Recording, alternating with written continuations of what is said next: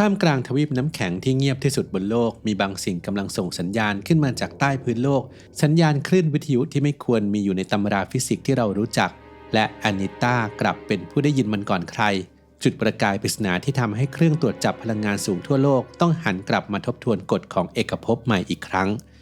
คลิปนี้อับดุล ไฮทูบจะมาเปิดเบื้องหลังปริศนาของคลื่นวิทยุที่ไม่ควรเกิดขึ้นบนโลกสัญญาณที่อาจเขย่าแบบจำลองฟิสิกส์ทั้งระบบและท้าทายความเข้าใจนักวิทยาศาสตร์ที่สุดในศตวรรษนี้ครับสมองของเรามีน้ำหนักเพียงแค่ประมาณ 2% ของร่างกายแต่กลับใช้พลังงานมากถึง 20% ต่อวันแสดงให้เห็นว่าสมองคืออวัยวะที่ต้องทำงานหนักอยู่ตลอดเวลาการดูแลสมองจึงเป็นสิ่งสำคัญที่ไม่ควรมองข้าม Clarity Omega 3 Norway Daily น้ำมันปลาบริสุทธิ์ระดับพรีเมียมที่คิดค้นสูตรและผลิตจากประเทศนอร์เวย์ถือเป็นอีกหนึ่งทางเลือกคุณภาพเพื่อการดูแลสมองของคุณศึกษารายละเอียดและสั่งซื้อได้ที่ clarity.asia/abdul-story หรือคลิกลิงก์ใต้คลิปได้เลยครับ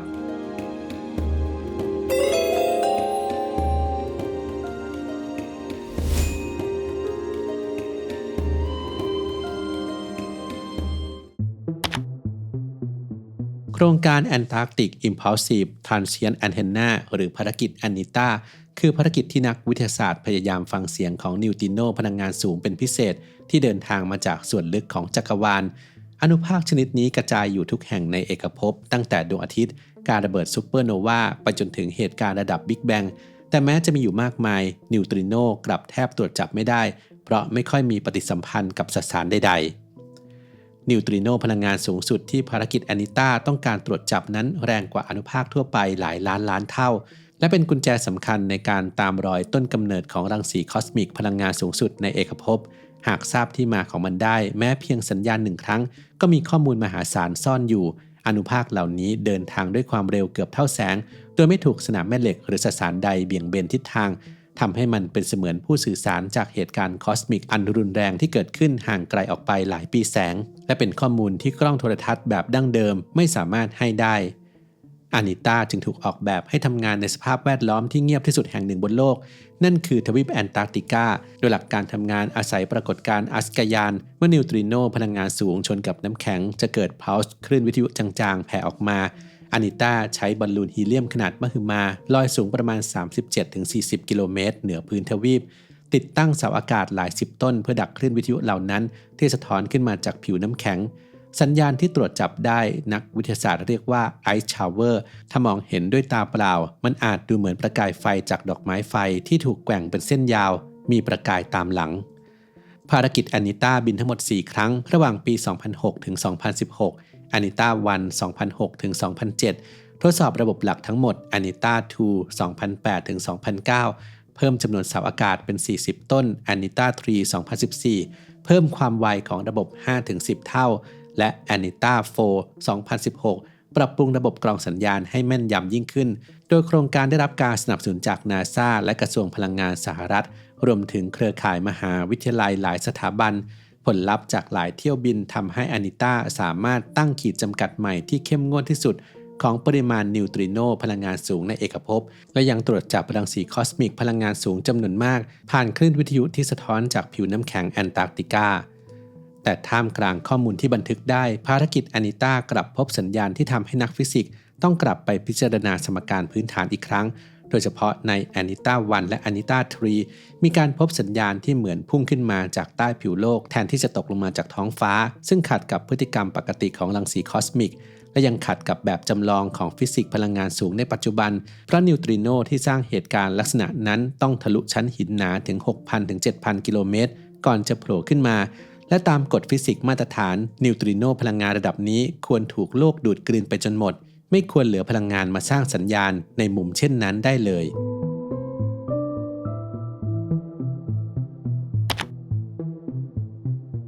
แทนที่สัญญาณจะสะท้อนจากผิวน้ำแข็งตามที่ควรเป็นกลับปรากฏว่าสัญญาณบางชุดมาจากใต้เส้นขอบฟ้าซึ่งเป็นทิศทางที่ไม่สามารถอธิบายได้ด้วยกฎฟิสิกส์อนุภาคในปัจจุบันดร.สเตฟานี วิทเชลนักฟิสิกส์จากมหาวิทยาลัยเพนซิลเวเนียอธิบายว่าคลื่นวิทยุที่ภารกิจอานิต้าตรวจพบนั้นมีมุมชันราว30องศาใต้ผิวน้ำแข็ง ตามการคำนวณสัญญาณประเภทนี้จะต้องเดินทางทะลุชั้นหินหลายพันกิโลเมตรก่อนถึงเครื่องตรวจจับซึ่งโดยปกติแล้วสัญญาณควรถูกดูดกลืนไปหมดไม่ควรหลงเหลือพลังงานให้ตรวจพบได้เลย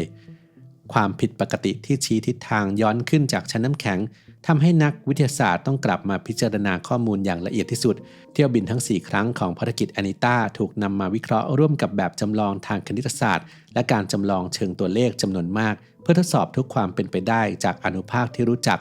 ไม่ว่าจะเป็นรังสีคอสมิกปกติหรือสัญญาณสะท้อนที่อาจเกิดขึ้นจากโครงสร้างน้ำแข็งใต้พื้นผิวเมื่อกรองความเป็นไปได้ออกทีละชั้นทีมวิจัยจึงนำข้อมูลไปเปรียบเทียบกับเครื่องตรวจจับอื่นๆเช่น Ice Cube หอดูดาวสำหรับตรวจจับนิวตริโนหนึ่งในชุดการทดลองของเซิร์นและระบบตรวจวัดภาคพื้นดินหลายชนิดเพื่อค้นหาหลักฐานสนับสนุนว่ามีเหตุการณ์ในลักษณะเดียวกันเกิดขึ้นที่ใดอีกหรือไม่ผลปรากฏว่าไม่มีเครื่องมือใดตรวจพบสัญญาณที่สอดคล้องกับเหตุการณ์ของอานิต้าเลยแม้แต่ครั้งเดียวซึ่งชี้ว่าต้นกำเนิดของสัญญาณไม่ใช่นิวตริโนในแบบที่แบบจำลองมาตรฐานสามารถอธิบายได้ปัญหาจึงไม่ใช่เพียงสัญญาณที่ผิดปกติแต่คือสัญญาณที่ขัดแย้งกับฟิสิกส์ที่ยืนยงมานานหลายทศวรรษและที่สำคัญมันเกิดขึ้นถึง2ครั้งเหตุการณ์คู่ที่ไม่ควรเกิดขึ้นได้แม้แต่ครั้งเดียวกลายเป็นแรงกระตุ้นให้วงการต้องกลับมาตั้งคำถามว่ากฎที่เรายึดถืออาจยังขาดองค์ประกอบบางอย่างหรือภารกิจอานิต้าอาจเป็นเครื่องมือชิ้นแรกที่ตรวจพบเงาแผ่วเบาของฟิสิกส์ใหม่ที่เราเพิ่งเริ่มมองเห็นผ่านพื้นน้ำแข็งของแอนตาร์กติกา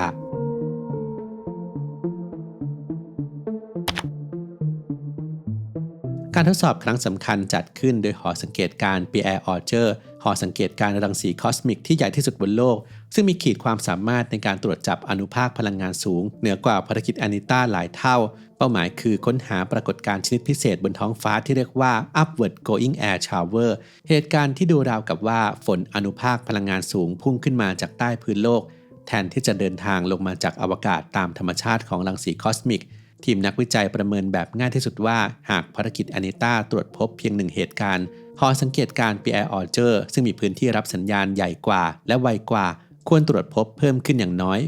8-70 เหตุการณ์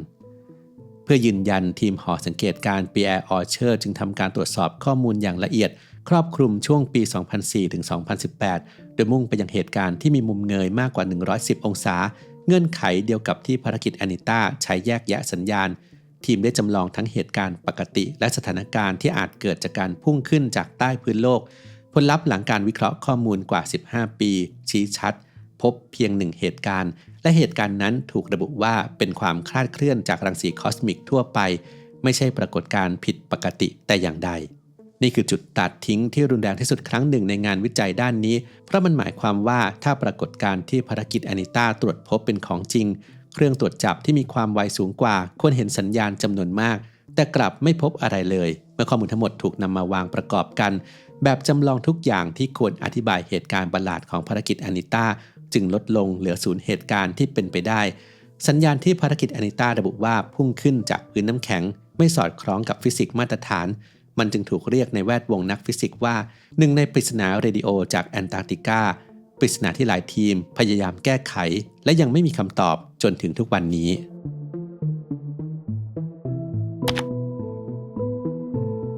ความยากในการตีความเหตุการณ์ผิดปกติจากโครงการภารกิจอานิต้า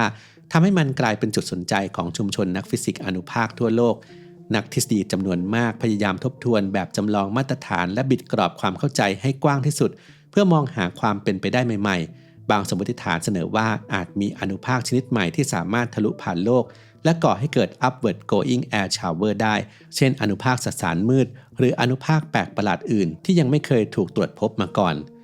แต่ด้วยน้ำหนักของข้อเสนอเหล่านี้ซึ่งอาจชี้ไปสู่ฟิสิกส์ใหม่ที่อยู่นอกเหนือแบบจำลองมาตรฐานจำเป็นต้องมีการตรวจสอบที่เข้มงวดยิ่งกว่าเดิมภารกิจต่อไปอย่าง PUEO หรือ Payload for Ultra High Energy Observation จึงถูกพัฒนาเพื่อรับช่วงต่อจากโครงการภารกิจอานิต้าโดยตรงโดยจุดประสงค์ชัดเจนคือเพิ่มความไวในการตรวจจับนิวตริโนพลังงานสูงพิเศษและคลี่คลายปริศนาที่โครงการภารกิจอานิต้าทิ้งไว้บนผืนน้ำแข็งแห่งแอนตาร์กติกา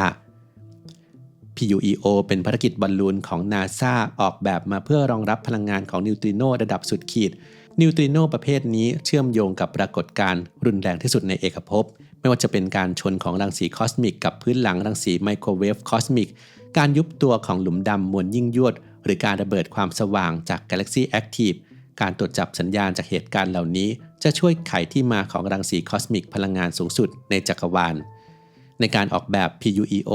ทีมวิศวกรได้เพิ่มความไวการตรวจจับขึ้นราว 10 เท่าเมื่อเทียบกับของโครงการ Anita พร้อมระบบกรองความถี่สูงเพื่อกำจัดสัญญาณรบกวนจากมนุษย์และขยายขีดความสามารถในการจับสัญญาณจากมุมต่ำมากๆซึ่งเป็นมุมที่เครื่องตรวจจับสัญญาณจากโครงการ Anita แทบไม่สามารถมองเห็นได้การปรับปรุงเหล่านี้ทำให้ PUEO มีศักยภาพในการยืนยันว่าเหตุการณ์ประหลาดที่ภารกิจ Anita ตรวจพบเป็นสัญญาณจากนิวตริโนพลังงานสูงจริงหรือไม่หรือเป็นเบาะแสของอนุภาคชนิดใหม่ที่ยังไม่มีชื่อในตำราภารกิจนี้จึงไม่เพียงทำหน้าที่คลี่คลายปริศนาเรดิโอจากแอนตาร์กติกาแต่ยังจะเปิดหน้าต่างชุดใหม่สู่จักรวาลระดับพลังงานสุดขีดสร้างพื้นฐานให้กับดาราศาสตร์อนุภาคในอนาคตและอาจนิยามใหม่ว่าเรารู้จักกฎของเอกภพมากเพียงใด